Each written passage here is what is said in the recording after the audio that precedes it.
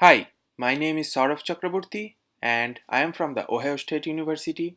Today I will talk about the challenges involved in launching large scale jobs on HPC clusters and how we solve them. Now, as we know, HPC systems are becoming larger and larger in terms of both number of nodes and number of cores in each node. So we need good job startup performance if we want to utilize the full potential of such systems. Now, first, job startup is very important in many different scenarios. For example, in case of developing or debugging a new application, doing system testing, or in case of checkpoint restart. So these are the major bottlenecks that we identified in bootstrapping an MPI or PGAS application on a large number of nodes. So first of all, opening n-square connections is very expensive. Secondly, the PMI or process management interface exchange, it's not very scalable and it consumes a lot of time. Third, there are a lot of unnecessary global barriers that introduce synchronization and slows the overall startup down. Now, besides performance, we have to also look at the memory constraints as well. And the current design of PMI causes each process to maintain its own copy of the PMI key value store. So in each node, we have ppn plus 1 copies, where ppn is number of processes of the same information. So now let's look at the different solutions for these problems. So the first solution here is to establish connections between two processes only when they are trying to communicate. Now, as we can see here, setting up connections takes over 85% of the total startup time with 4,000 processes on 256 nodes. But most of these connections are unnecessary. As you can see here that a process typically only talks with only a small subset of peers and the other connections are not required to be established. So based on this observation, we introduced on-demand connection management to OpenSHMEM, and we introduced a mechanism so that when one process tries to send a message to another process for the first time, it will set up the connection. Now let's take a look at the results. As we can see, initializing OpenSHMEM with on-demand connections is almost 30 times faster than static connection setup. And a simple Hello World program, it performs 8.3 times better than on-demand.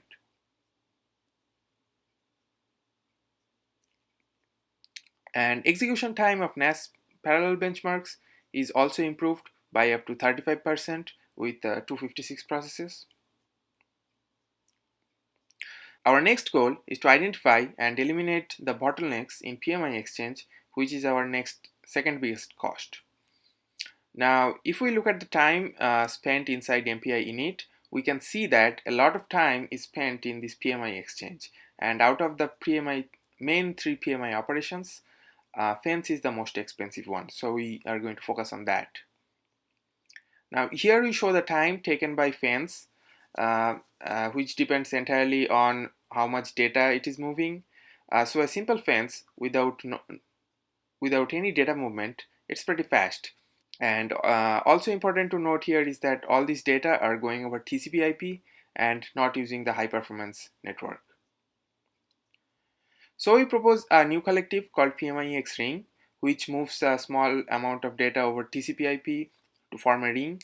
And once the ring is established, we can use it to exchange the rest of the data over the high performance network. So it reduces the overall time required for the exchange. Now with this design, MPI init and Hello World performs 33 to 34% faster with 8,000 processes. And the total execution time of NAS parallel benchmarks is also improved by up to 20%. Now our next goal is to hide the cost of PMI exchange by overlapping it with other initialization steps or the application code itself. Now this idea stems from the fact that PMI operations are progressed by process manager, and the MPI library is not directly involved in the progression of PMI collectives.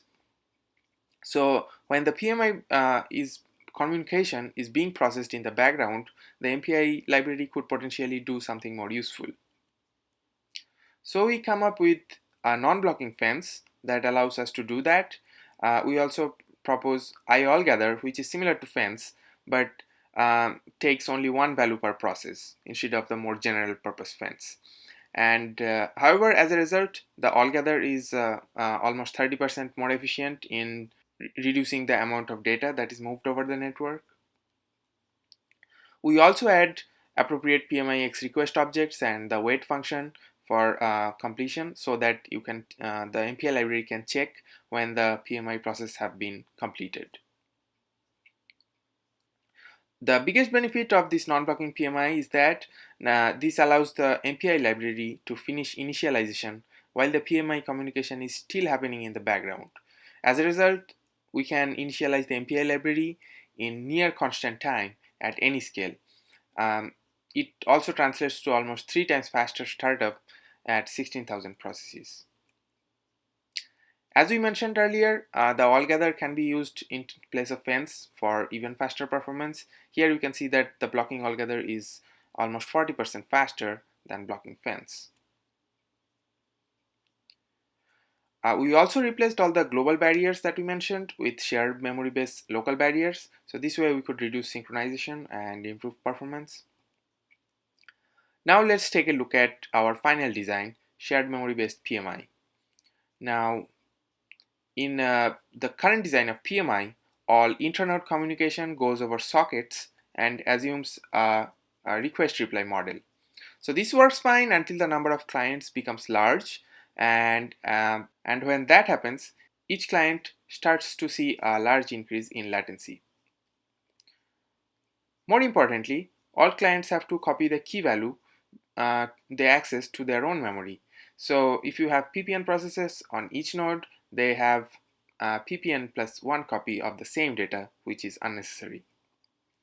So we propose a design where the key value store is exposed as an hash table using multiple shared memory regions. And the main idea here is that the clients can now access the key value store directly without going through the server. So consequently, the PMI get now takes only 0.25 millisecond instead of 250 millisecond, which is almost 1,000 times faster. And more importantly, as the number of processes grows, it remains constant. And it also reduces the memory consumption by ppn times, as in each node we now only maintain only one copy of the key value store. So this translates to almost 1 gigabyte of memory saved with 1 million processes and 16 processes per node. So to summarize, we achieved near constant initialization of MPI and OpenSHMEM applications at any scale. We also showed 10 times and 30 times improvement in startup performance with the 16,000 processes for MPI and OpenSHMEM.